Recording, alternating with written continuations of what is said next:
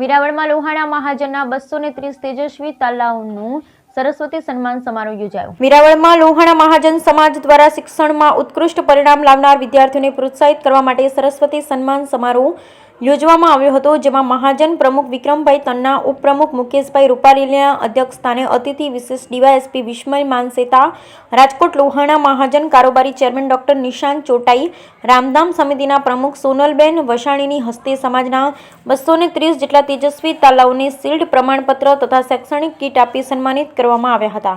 ધોરણ 10, 12 તથા તમામ ગ્રેજ્યુએશનમાં engineering, doctor, CA, MBA, MCom, MA સહિત માસ્ટર ડિગ્રી પ્રાપ્ત કરેલ 230 વિદ્યાર્થીઓનું સન્માન કરવામાં આવ્યું। આ સન્માન સમારોહને સંબોધતા એવા જીપીએસસી પરીક્ષા પાસ કરી ડીવાયએસપી બનેલ વિસ્મય મહેતાએ કહેલ કે વેપારથી વરેલા આપણા સમાજની સરકારી નોકરીઓમાં ભાગીદારી બહુ ઓછી હોય, તે બાબતે વાલીઓએ અને વિદ્યાર્થીઓએ જાગૃત થવું જોઈએ। ડોક્ટર નિશાંત ચોટાઈને, મહાજન પ્રભુ વિક્રમભાઈ તન્ના અને ઉપપ્રમુખ મુકેશભાઈ રૂપાલી અને આ કાર્યક્રમમાં અશોકભાઈ ગધા, ગિરીશભાઈ કારિયા, સુનિલભાઈ સુભા સહિત શિક્ષણ સમિતિના રવિ સામાણી, અનીસ રાંચ સહિત અન્ય હાલાઈ લોહાણા સમાજના અગ્રણી ઉપસ્થિત રહેલ। બ્યુરો રિપોર્ટ યોગેશભાઈ સત્યકોર, વેરાવળ।